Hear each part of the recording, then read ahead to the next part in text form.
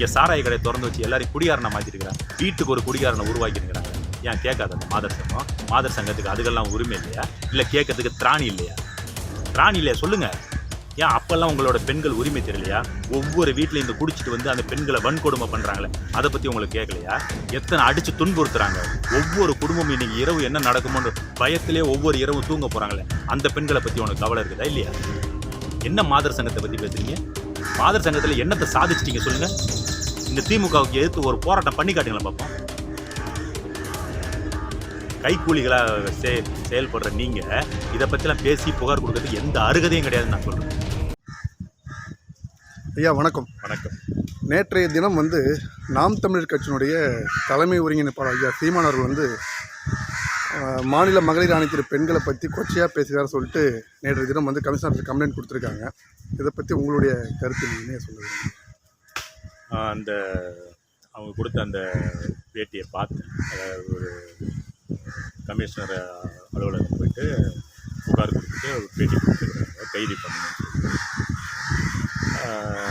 அண்ணன் என்ன சொல்லியிருக்காங்கன்னா, அவங்க போதையில் இருந்திருக்காங்க போல, அதனால தான் அவங்க எதுவும் கண்டுக்கல அப்படின்னு சொல்லி.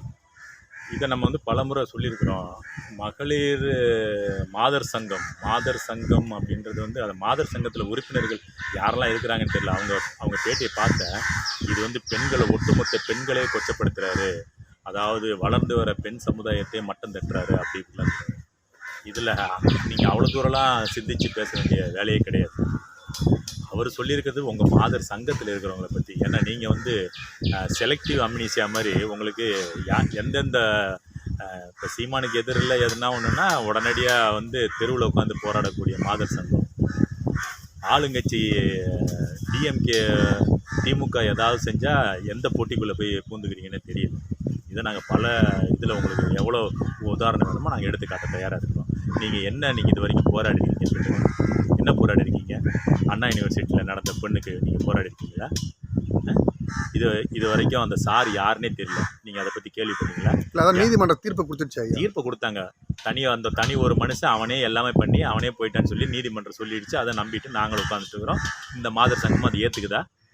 இல்லை, நீங்கள் சொல்லுங்கள். நீங்கள் காலம் ஃபுல்லாக தமிழ்நாடு அரசை குறை சொல்லிக்கிட்டே இருக்கிறீங்க. இதே நீங்கள் ஒரு வேலையாக வச்சா எப்படி நீங்கள் கட்சியில் எப்படி நீங்கள் நாளைக்கு முதலமைச்சரான இதே பண்ணிகிட்டு இருந்தால் என்ன அர்த்தம்? அது முதலமைச்சர் எது செஞ்சாலும் இப்போ அந்த அண்ணா பல்கலைக்கழகத்தை ஒரு தண்டனை கொடுத்து ஒரு உள்ள அமைச்சது திருப்பி உங்களுக்கு அதுவும் பத்தலன்னு சொன்னால் அது வச்சு ஒரு குறை சொல்லிக்கிட்டே இருக்கீங்க. நீங்கள் ஒரு விஷயத்தை இதில் இந்த அண்ணா பல்கலைக்கழக விரைந்து கொடுத்த தீர்ப்பு நீதி கிடையாது, தீர்ப்பு வேகமாக கொடுத்துட்டாங்களாம். விரைவு நீதிமன்றத்தில் கொடுக்குற மாதிரி கடன்னு 9 மாதத்தில் இதை தீர்ப்பு கொடுத்துட்டதா சொல்கிறாங்க. ஏன் கொடுத்தாங்க தெரியுங்களா? யார் அந்த சாருன்னு யாரும் கேட்டுருக்குறாங்க. இந்த கேஸை இதோட முடிச்சுடணும், இதுக்கு மேலே அது தொடரக்கூடாதுன்றதுக்காக வேகமாக முடித்து அதை இன்றைக்கி முடிச்சுட்டாங்க. அப்போ யார் அந்த சாரு? இவ்வளோ காலமாக எப்படி அவர் செஞ்சார்? எந்த தைரியத்தில் உள்ளே போனார் வந்தார்? யாருக்கிட்டலாம் அங்கே இருந்த அசிஸ்டன்ட் கமிஷனர் யாருக்கெல்லாம் தொடர்பு கொண்டார்? இதை பற்றி ஏன் விசாரிக்கலை? ஏன் அதை பற்றி வெளியே கொண்டு வரவே இல்லை?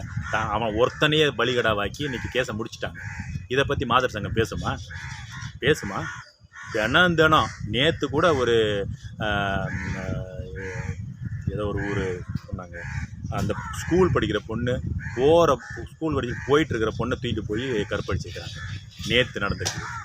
கேட்பீங்களா? நீங்கள் கேளுங்க. ஏன் இந்த தொடர்ந்து மாதர் சங்கம்னு என்னங்க? பெண்களுக்கு நடக்கிற அநியாயத்தை மட்டும்தான் கேட்கணுமா? அவசியமே கிடையாது.